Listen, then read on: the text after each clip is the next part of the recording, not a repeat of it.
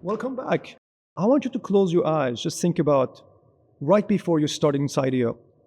Did you understand? Did you know software development lifecycle? What the hell is business analyst? What they do? What is BA? What is DevOps? What's development? What is verification and validation? What is SDLC? All the stuff.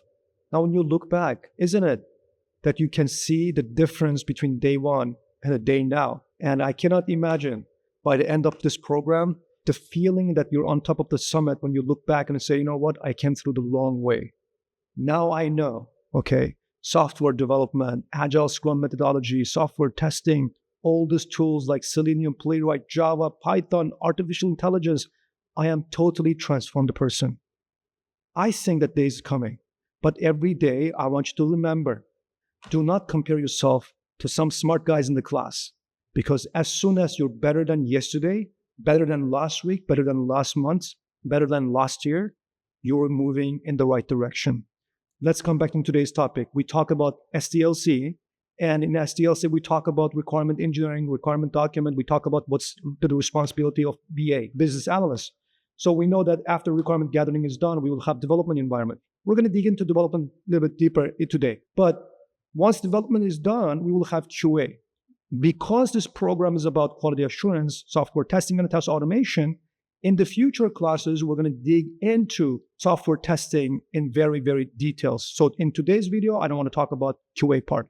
And you know that DevOps people are responsible from moving codes or application from development environment to QA environment to production environment that we mentioned in our previous videos. Now, what happens in the development phase? When I was working for call center application, in our team, we had 3 software testers, 2 manual testers. They were Radhika and Nisha, and they were amazing people. I've learned a lot from them, but I was only automation guy, so I was cool in the QA team. So my job was automating the manual testing, but also we had 5 developers in that team. 2 of them were front-end developers and 3 of them are back-end developers.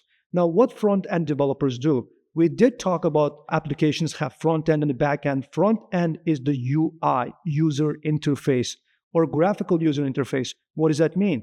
When you log into Amazon today, when you open your apps on your phone, you're looking at the UI, user interface, because you're interacting in using that applications, clicking the button, pressing the button, swiping it. That's how you interact with UI.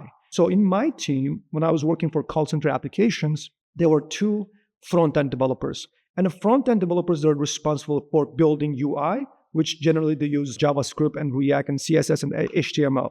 So they're the one building the user interface. At the back-end development, it was 3 developers. They were using Java to build back-end. So where the database, application flow, the logic, so they're building what's happening all in the back-end. Once the front-end developers build the front-end and the back-end developers build the back-end, you have something called application programming interface, or it's called API. You will use API to connect front end and the back end. So now you have full stack application that is working with the front end and the back end. So you have front end developers and the back end developers. Once they're built application, they will connect the front end and the back end using API. Now the application is ready. What do you do now? DevOps team, they will deploy the code from development environment to QA environment. So QA people will have access to newly developed functionality. So they will have to perform their testing activities. Okay? So that is what development teams look like. Have a good day.